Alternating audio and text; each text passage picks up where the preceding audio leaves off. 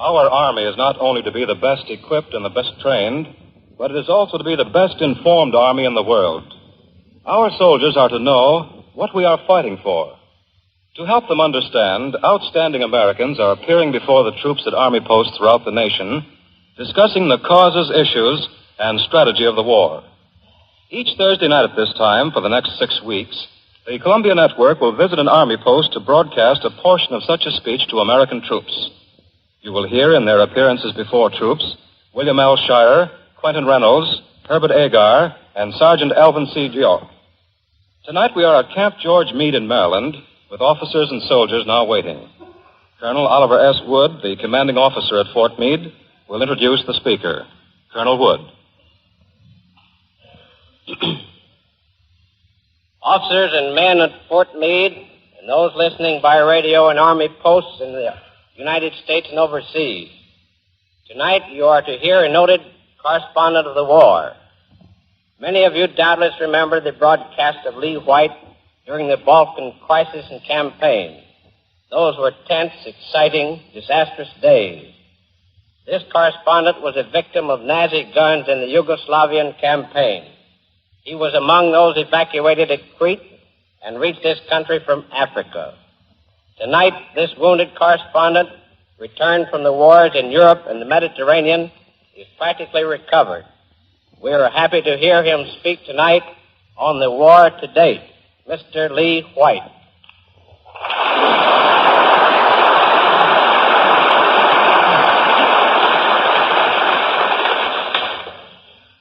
It's strange that I should have been, of all correspondents, the one selected to talk to you about the war from Pearl Harbor to the present. For I was in Europe for 5 years and only managed to return to the United States on October 11th, 7 weeks before that fateful date. Since then, I have spent most of my time in the hospital, recovering from a wound I received in Greece a year ago. Until recently, I was shut off entirely from the outside world. Now I am addressing you here at Fort Meade, the first group of American soldiers I've set my eyes on since I returned to this country. I can't tell you much about America's war effort since Pearl Harbor, that is, the American phase of it. But I can tell you what our entry into the war since Pearl Harbor has meant to the majority of Europeans. As we all know, this war did not begin on December 7th, not even for Americans. This war began 10 years ago, in January 1932, when Japan invaded China. 3 years later, in December 1934, Italy invaded Abyssinia. And the unwillingness of the great powers to apply sanctions destroyed the League of Nations. And whether we as Americans liked it or not, the League was the nearest approach the world has ever made to some international system of law and order. Without the authority of the League of Nations, law and order was gone, and Europe's decline toward anarchy began. The war for each one of us began at a different time, the moment when we personally became involved. For me, the war began in Spain. In July 1936, General Franco led his revolution against the government of the Spanish Republic. When it appeared that Franco could not win the war alone, Hitler and Mussolini helped him. Before the war was over in March 1939, most of the world had begun to realize that it was no civil war, no fight between nationalists and Reds, as many people tried to make us believe, but a Nazi, fascist invasion of a country whose government was very much like ours. China was 6,000 miles away. So was Abyssinia. Spain was much closer to home. Before the war in Spain was over, Hitler had taken Austria. Then he invaded Czechoslovakia, then Poland. And with the chronology of the war since then, we are all bitterly familiar. Every country which has been at war with Germany, Italy, and Japan, from China through Abyssinia and Spain, up to and including the United States, has been fighting for the same thing: freedom, national freedom. I will not attempt to call freedom democracy, for they are not the same. Freedom breeds democracy. Democracy cannot exist without it. All of our allies in the present struggle are fighting for freedom of one sort or another. Some of them may not have been lucky enough to enjoy the sort of democracy we have here in America. Some of them may not have even been able to enjoy freedom. And without freedom, there is nothing. National freedom, liberty, independence must come first. Then all the other freedoms follow, one after the other, until democracy is finally achieved. So we are not fighting a war for democracy only. We are fighting a war for freedom, all sorts of freedom, and freedom is something more fundamental, more diverse. President Roosevelt, in a press conference last week, called for a new name for the Second World War. I suggest we call it the War for Freedom. That's what everybody's fighting for. Why try to complicate the issue by calling it something else? Why try to specify what we are fighting against? No war has ever been won against anything. All wars have been won for something. This war will be won for freedom. And December 7th, when America entered the war, was the first time it was possible for the rest of the world, and especially Europe, even to conceive that freedom was in sight. Without America, everything would have been lost, including America. With America, everything is possible. We haven't done much yet. We haven't had time. The American people, the American nation, is a gigantic organism. We're like the dinosaur. Somebody once investigated the nervous structure of the dinosaur and found that that animal was so sluggish that if he were hit over the head, it would take him several hours, or maybe it was days or weeks or months to wake up to the fact that he had been hit. I think most of us here tonight know how hard hit we were at Pearl Harbor. But a lot of us, especially the civilians, are only just beginning to realize it. They will wake up. Before this war is over, everybody will be so waked up he will never be able to sleep again. And that is going to be a good thing. For until America gets excited about the future of the world has no future. The future is ours. Pearl Harbor and what has happened since, for me, has been the beginning of the end of the war. The war that began in China 10 years ago. This is a European point of view. But I have been living in Europe almost continuously for 5 years, and I have come to appreciate America as only Europeans can. I doubt if many Americans think of America in just that way. We're all so used to America here that we lose sight of what we mean to the rest of the world. The great influence that we have in countries some of us have never even heard of. The great hope we represent to the peoples of every other nation. As I say, this war began for me when I first arrived in Spain, and I have been living and breathing this war personally and professionally ever since. It's funny when I think of it. I was a pacifist back in 1937, yet I went to the war in Spain, and I've never been quite the same since. I learned there a lot of things from those soldiers who fought for 33 long months, without airplanes, without artillery, without uniforms, most of them, against all the modern electrically fired batteries and bombers and machine guns of the Germans and the Italians. I was working for the Daily Express of London at that time. I used to visit the front-line trenches almost every day when a battle was going on, and every time I did, those ragged troops used to ask me, when is England going to help us? I knew, of course, that nobody was going to help them then. Sometimes I used to avoid the issue by saying, I'm not an Englishman, I'm just an American working for an English paper. Then those Spaniards would say, but when is America going to help us? America's a great democracy, too. Doesn't America realize we're fighting the war for America because we want to be like America? There used to be a lot of talk about the part the Russians played in Spain. Russia was an ally of the Republic, just as Germany and Italy were the allies of the Spanish fascists. That made the Spanish Republicans Reds, though for some reason it never made the Spanish fascists fascists. By the same token, we Americans would be Reds today, merely because Russia is our ally. The Spanish Republicans were not Russians. They were merely Spaniards fighting for their national freedom. They admired Russia for helping them, just as we admire Russia for the fight she is putting up against our common enemies today. But those Spaniards admired America more than they ever admired Russia, and they admired us even when we did not help them, and that's a greater tribute. All of my Spanish friends, no matter what they called themselves politically, were so full of admiration for America that I began to admire us too.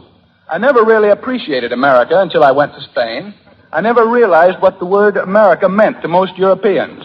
Since then, I have lived in France, Hungary, Romania, Bulgaria, Yugoslavia, and Greece. And everywhere it was the same. America. Not Russia, not Germany, not any other country. America was the hope of the world. I remember a certain day in Budapest, Hungary, a country which is now one of our enemies. The day was November 4th, 1940. Mr. Roosevelt had just been re-elected President of the United States. The people in Budapest were probably more excited about the outcome of the election than most of us back home. It was embarrassing for me, Everywhere I went, in the cafes where I was known, not by name, of course, merely as an American correspondent, the people literally cheered and applauded me because I was an American. Some of them even had the daring to call out, "Long live America, long live Roosevelt." What I'm not trying to emphasize is not that Mr. Roosevelt defeated Mr. Wilkie. That's not important, and anyway, I admire Mr. Wilkie just as much as the president does himself. What I'm trying to emphasize is that in Nazi-dominated Budapest, despite the censored press that painted Mr. Roosevelt as an ogre, despite the spies of the Gestapo and the police, the people dared to cheer America because they felt that only America could save them. I shall never forget another day in Belgrade, Yugoslavia, a country which is one of our loyalist allies in this war. That day was March 27th, 1941. The fascist government of Premier Cvetkovic, the man who would have sold Yugoslavia to Hitler, had just been overthrown. General Simovic, the present prime minister, had just led a successful coup d'etat and installed King Peter on the throne. The people were overcome with joy. For weeks they had been wearing the Union Jack and the stars and stripes in their lapels and playing Tipperary against the laws of their government and in the faces of the German tourists. There was a patriotic demonstration that day, but beside the Yugoslav flag, those patriots voluntarily and without asking anyone's permission raised the English flag on one side and the American flag on the other. This later proved somewhat embarrassing to the State Department, but the important fact is this. The Yugoslavs, as they consciously and willingly committed national suicide, went down waving the American flag with their own. In Greece, I was wounded by a Nazi bomber. For 4.5 months, I was cared for in a hospital in Athens. The Greek doctors and nurses treated me better than they treated any of the wounded Greeks, merely because I was an American. Some days I only had a single potato to eat. The people were starving. But if I had one potato to eat, that was 1/2 of a potato more than the others had. Before I left Athens, the Greek doctor who had been treating me said, "Don't forget to tell them back in America about us. We're still your allies, and we need your help." That was last September. My Greek doctor was referring to us as his allies, and we had not even entered the war. There you have America's responsibility.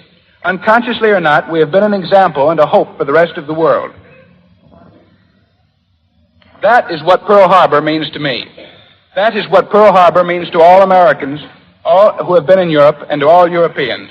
Pearl Harbor means that America has ended the war and will win the war, and that America will mold the future of the world. We have sustained several great defeats since then, defeats such as we had never sustained before. But they will be amply repaid as soon as our army and our war production grows. But meanwhile, these defeats should give us calm. Isolationists, though many of us were, we were also cocky. The mistakes the English made and the defeats they sustained could never happen to us, we thought. Now we know that they can. Now we know that anything can happen. The Germans and the Japanese have broken every established military cannon. They smashed through the impregnable Maginot Line. They broke through the impassable mountains of Greece and Yugoslavia. And they invaded Crete without a navy because they had an air force. So the Japs have broken all the rules. They have extended their lines of communication without regard for safety. They have shown us that anything and everything is possible. And that should give us confidence.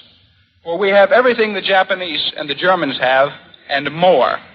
We have ourselves in the first place, and secondly, we have all the rest of the world on our side, waiting for the day when they can welcome our troops, waiting for the day when, with our help, they can at last do what they've always wanted to do, make their own American revolutions. From Fort George and Meade, Maryland, the War Department and the Columbia Network have broadcast another talk to American soldiers everywhere, designed to tell them why and who we are fighting. Lee White, Columbia's correspondent injured in Greece, was today's speaker. Next week, William L. Shire will be heard from Fort Belvoir. He will speak on the subject, Your Enemies, the Fascists. Gunner Back speaking. This is the Columbia Broadcasting System. Well, that'll just about wrap things up for today. Certainly hope you enjoyed the programs. If you'd like to contact us for more information on how to purchase the programs, give us a request for upcoming programs, or just any kind of comments you'd like whatsoever, you may do so by going to our website at otrsite.com, or you may email us at Jerry at otrsite.com, or you may call area code 562-696-4387. We'd certainly love to hear from you. And this is Jerry Hendigas saying thanks a lot for listening. Take care of yourselves, and we'll see you right here next week, same time, same station. Bye now.